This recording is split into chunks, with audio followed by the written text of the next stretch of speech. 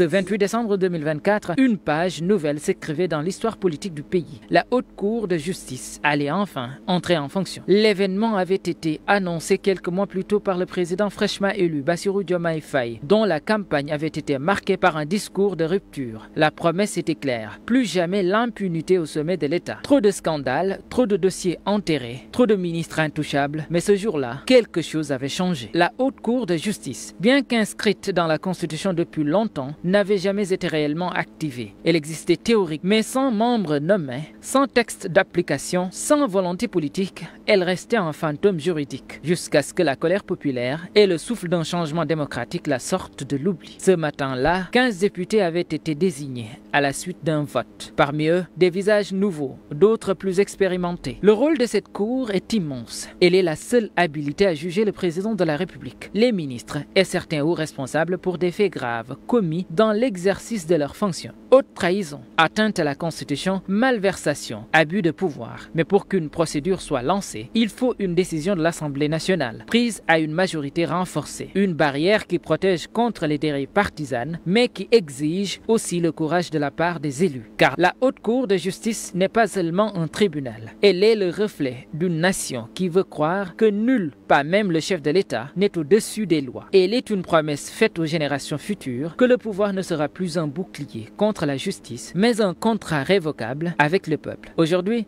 cette promesse est peut-être sur le point d'être mise à l'épreuve, car en cette matinée du 8 mai 2025, l'Assemblée nationale examine un projet de résolution explosif, la mise en accusation de plusieurs anciens ministres, accusés de détournement de fonds publics et d'abus d'autorité dans des dossiers sensibles. S'il est voté, ce sera le tout premier dossier transmis à la Haute Cour de justice.